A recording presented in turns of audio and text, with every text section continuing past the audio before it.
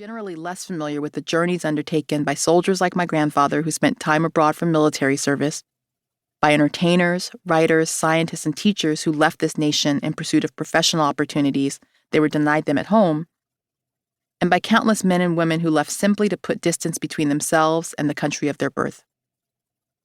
Wilkerson drew on the words of one of the more famous of those sojourners to title her book. In his 1945 memoir, Black Boy, Richard Wright recalled his move from Mississippi to Chicago as stemming from a powerful need to respond to the warmth of other suns and, perhaps, to bloom. Her telling leaves Wright in Chicago among the fanned-out dreamers in hopeful pursuit of something more. But if we pick up just 2 years after Black Boy's publication, we learn that, to his mind at least, the northern sun was never going to be warm enough, nor was any that shone on American soil. By 1947, Wright was living with his wife Ellen in Paris, having decided, he later wrote, to live beyond the shores of my native land. Wright is part of the story I tell on these pages about the many and varied reasons African Americans left the United States, what they found when they reached their destinations, and how they felt upon returning home if they ever did so at all. But for so long, he, along with James Baldwin and Josephine Baker, has been made to shoulder nearly every chapter of that story. I spent a lot of my young life thinking that the history of African Americans abroad started and ended with these three, in Paris.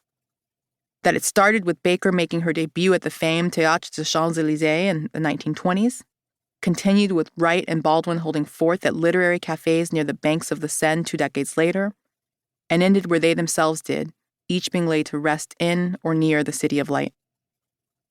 Their stories loomed large for good reason. In interviews, speeches, essays, books, and letters, these three gave firsthand insight into the sense of humanity, opportunity, and possibility that Paris offered African Americans during the exact moments when those things were under steady attack in the United States, and, paradoxically, during the exact same time that the United States stood as a beacon of freedom and welcome to European immigrants. Wright's fiery, unpublished essay, I Choose Exile, put it plainly. There's more freedom in one square block of Paris than there is in the entire United States of America. This freedom, in turn, fueled the imaginations of filmmakers, playwrights, poets, and novelists. I remember watching HBO's The Josephine Baker Story, starring Lynn Whitfield, with my family when it premiered in 1991. I was 13 years old and sat in rapt horror through the film's first act, which opens with a scene from Baker's own youth in East St. Louis, Illinois in 1917, when a white mob, angry over the rising numbers of Black employees in local factories, descended on the city's African quarter. On screen, the camera pans across a sea of white men and women setting houses on fire, dragging Black people out of streetcars, beating them with pipes, and shooting at them as they try to flee. Then it zooms in on the dark corner of an empty theater, where a little girl is hunched over, trembling in fear. Amid the piercing cries of her neighbors, the girl makes a promise to herself. If she makes it out of this alive, she'll leave town and never look back.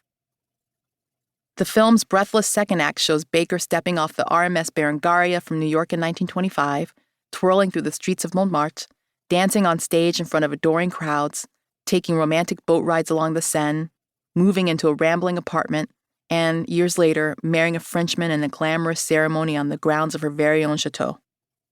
The contrast between the horrors she left behind on one side of the ocean and the joys she found on the other left an indelible mark on me. I did not yet know that Paris had its own history of racism, that Wright, Baldwin, and Baker were shielded from the worst of it because of their American citizenship, and that even so, nothing could protect them from the racism of the white Americans who made their way to Paris during the same era. I did not yet know that Paris and 3 of its most famous residents were just a small part of a much bigger story of African Americans leaving their home country to see what lay beyond its shores. I did not yet know that my own family was part of that story, too. Of course, African Americans have been leaving this land ever since first arriving on it in chains. They stowed away on vessels docked in the Chesapeake before sailing to Europe and the West Indies in the 17th century, fought for the British during the Revolutionary War to gain passage to Canada, immigrated to Haiti in the decades following its emergence as an independent Black republic in 1804, escaped southern plantations to cross into Mexico after it abolished slavery in 1821, and founded towns for freed people in Liberia at the behest of the white-led American Colonization Society, whose founders saw returning to Africa as the only condition under which enslaved people should be released from American bondage. What these few examples all had in common was the search for freedom from slavery during a time when it was